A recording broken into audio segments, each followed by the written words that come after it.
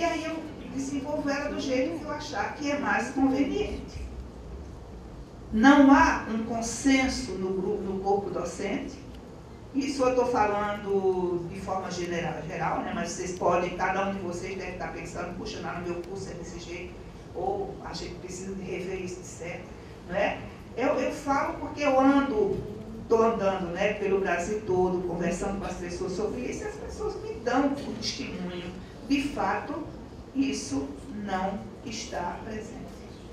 Precisamos rever essa questão. Se foi uma definição nossa, que o enfermeiro precisa desses conhecimentos, competências e habilidades, precisamos rever isso. Tudo não começa com o ensino?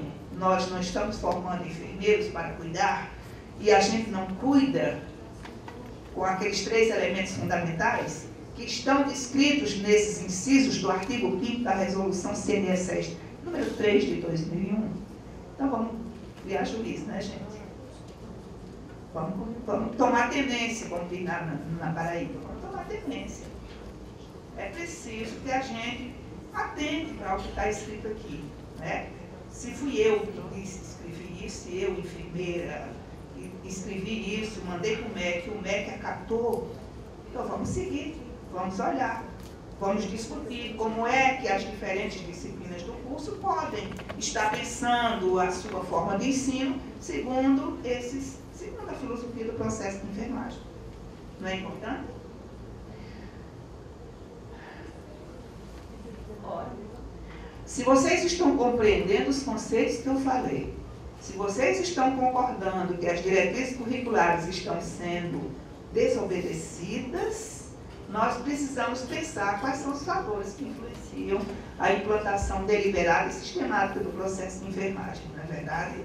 Então, o que está acontecendo por aí? A primeira coisa que a gente tem que pensar é no próprio processo. Eu mostrei para vocês as 2 faces da moeda. O processo de enfermagem é, ao mesmo tempo, o cerne, a própria prática da enfermagem, mas ele demanda uma série de requisitos que o tornam complexo, né? Então, o próprio processo, se eu não tiver desenvolvido nos estudantes esses conhecimentos, habilidades e competências, certamente ele vai contribuir para que o processo não seja aplicado com qualidade, né? Não seja nem aplicado, segundo eles falam. As pessoas nele envolvidas, eu tenho que parar de imediato de pensar que o processo é meu, enfermeira, e pensar que é processo de enfermagem, portanto, que os outros elementos da equipe têm que estar envolvidos. Eu tenho que tornar os técnicos e auxiliares parceiros desse processo. Eles têm que estar envolvidos na execução. A organização social em que ocorre, ora, eu estou extremamente motivada, a minha equipe está extremamente motivada, mas a organização em que eu atuo, ela não compreende isso, não sabe a importância. O enfermeiro tem que cumprir ordem do que o médico fala. E acabou. Né? Então, é claro, a organização social, o modo como a organização social entende o papel da enfermagem é extremamente importante e influencia, sim, a implantação, a execução deliberada e sistemática do processo. E, por fim, a comunidade maior em que a organização social se insere. Aqui o exemplo que eu sempre uso é o próprio Ministério da Saúde. Como é que o Ministério da Saúde compreende o papel da enfermagem nacional, né, no âmbito nacional? Como é que ele pensa a formação de recursos humanos de enfermagem? Como é que ele pensa a alocação de recursos humanos de enfermagem? Que importância ele atribui à enfermagem como profissão? Tudo isso são coisas, né, que a gente tem que pensar na hora de dizer assim, vou implantar o processo de enfermagem no setor. Então, nós temos vários desafios, muitos desafios. Né? Eu belisquei vocês em todas as áreas que eram possíveis. Não é? Porque nós temos muitos desafios.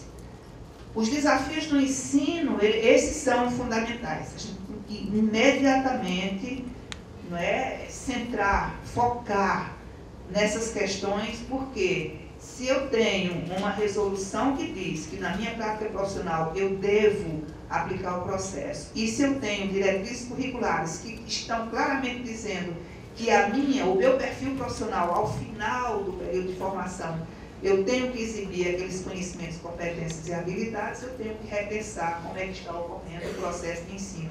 E não somente para o enfermeiro, eu tenho que pensar também na formação do técnico.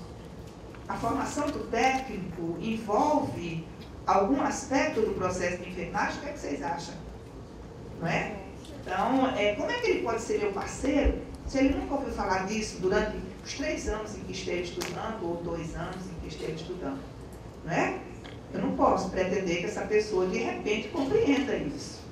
Então, repensar a formação do técnico de enfermagem também. Inserir, de fato, o pessoal da assistência que participa da formação, inserir o pessoal da assistência nessa discussão é fundamental, não é? E aqui a implantação do processo vai implicar, com certeza, no novo modo de pensar a enfermagem. Repensar a enfermagem, né? Porque se eu penso que, de fato, o processo vai ser implantado nesse setor em que eu atuo, eu tenho que fazer todo um estudo anterior, envolvendo métodos, pessoal e instrumentos que aquele setor utiliza. Fazer um estudo adequado de dimensionamento pessoal, rever os meus métodos e meus instrumentos, que eles podem estar em desacordo, né? Então, eu preciso de todo um trabalho anterior e isso, né, isso é uma maravilha, significa um salto de qualidade na enfermagem nacional. Eu penso assim. Então, o número que o Mauro apresentou estava um pouco defasado. Nós tínhamos, em 2010, já deve estar diferente, 1.500.329 profissionais de enfermagem. Nós somos aproximadamente 60% do total de profissionais de saúde e nós merecemos respeito. Nós somos uma profissão absolutamente fundamental. O sistema de saúde não existe sem a enfermagem. Ele é uma derrocada se a enfermagem deixar de existir. Mas a gente não se dá o respeito, gente. Nós não respeitamos, nós não nos respeitamos, não respeitamos a profissão que a gente abraçou. Então, nós precisamos, sim, de que essa prática seja uma prática qualificada e que ela seja documentada de forma apropriada. De sorte que a gente possa, de fato, estar dizendo aqui foi que a enfermagem veio. Porque é que a enfermagem é importante. A nossa colega lá de São Paulo, a Vera Lúcia Regina Maria, disse que a implantação do processo depende de tudo isso que nós discutimos aqui, da política da instituição, da liderança da enfermagem na instituição, da liberdade de tomar decisões, da socialização do conhecimento sobre o tema, da comunicação que existe e, principalmente, da vontade de percorrer o processo de mudança na forma de assistir. Nós precisamos de percorrer esse processo, né? de dar de iniciar esse movimento de mudança. É isso que eu espero que a gente tenha iniciado na tarde de hoje. Né? Espero que vocês tenham compreendido essas coisas que eu trouxe, de sorte que a gente possa iniciar em Campinas, de fato, esse processo de mudança no modo de assistir a enfermagem. Agradeço a atenção e passo a palavra para vocês de imediato.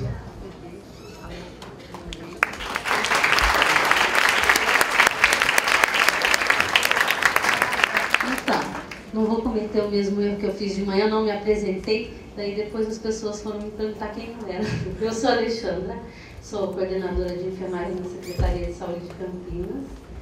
Estou aqui, vou convidá-los para tomar um cafezinho, uma água, vai ser um intervalo, só que nós vamos abrir para conversar um pouco com a professora.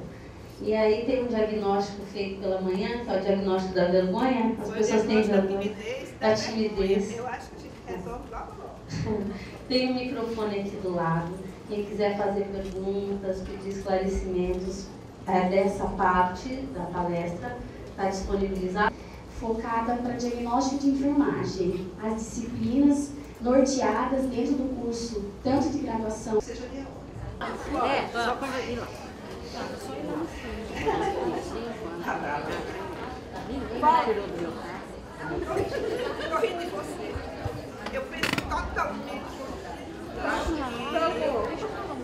1º de janeiro a coisa começa, precisa pagar bem. É começar. Essa segunda parte, ela diz respeito ao sistema de classificação, a classificação internacional para a prática de enfermagem, a CIP, um sistema de classificação que está sendo desenvolvido sob a responsabilidade do Conselho Internacional de Enfermeiras, o CIP, né?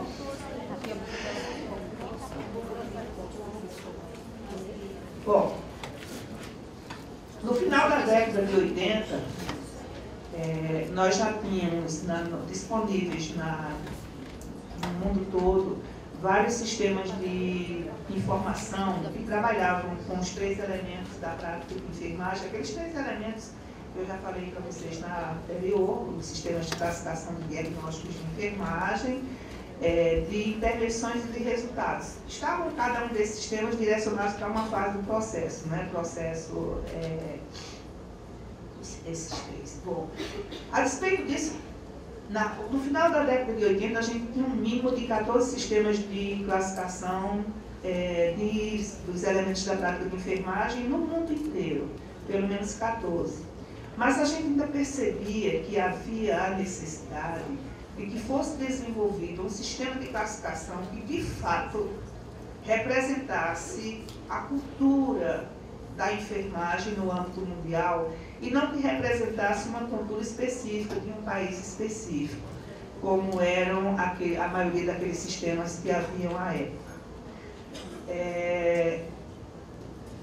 E era preciso que esse sistema, além de ter essa característica de ser compartilhado, uma linguagem unificada e compartilhada no âmbito mundial, que ele contivesse os 3 elementos da prática de enfermagem, aqueles 3 elementos sobre os quais nós falamos na palestra anterior, que a enfermagem faz seu julgamento sobre necessidades humanas e sociais para alcançar resultados que fossem sensíveis à intervenção de enfermagem, né? Essa tarefa foi, então, assumida pelo Conselho Internacional de Enfermeiras, o CIE, que desde 1989 vem trabalhando no desenvolvimento desse sistema, a Classificação Internacional para a Prática de Enfermagem. Quais eram os objetivos iniciais? Em primeiro lugar, fornecer uma ferramenta para descrever e documentar a prática de enfermagem. Depois, usar essa ferramenta como base para a tomada de decisão clínica, não somente para a tomada de decisão diagnóstica, mas também para a tomada de decisão das intervenções que eram necessárias, de sorte a que se pudesse alcançar um resultado que se pretendia alcançar, né? E prover a profissão com um vocabulário e um sistema de classificação que pudessem ser utilizados, incluindo dados de enfermagem em sistemas de informação computadorizados. Isso não significa que a Classificação Internacional para a Prática de Enfermagem só se aplica a sistemas computadorizados de informação, não. Ela se aplica também a sistemas de informação manual.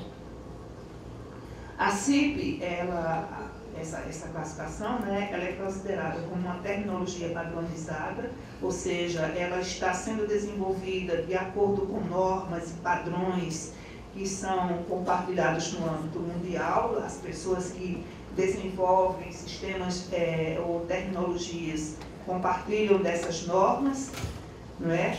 Ela é padronizada também porque ela envolve conceitos cujos significados são compartilhados. Há uma univocidade de significados a respeito desses conceitos. Ela é uma ferramenta de informação, um marco unificador, e porque ela tem essas 3 primeiras características, ela se caracteriza como um instrumental tecnológico também. Vamos ver cada uma dessas. Por que eu digo que é importante a gente ter uma tecnologia ou uma terminologia padronizada? Uma terminologia, o termo terminologia, esse termo ele pode se referir tanto ao processo de construção, não é, de instrumentos que contêm termos de uma determinada área, como o produto os dicionários, os vocabulários, as terminologias também, não é? Essa terminologia padronizada, ela pode, porque ela segue normas, porque os seus conceitos, elas são compartilhados,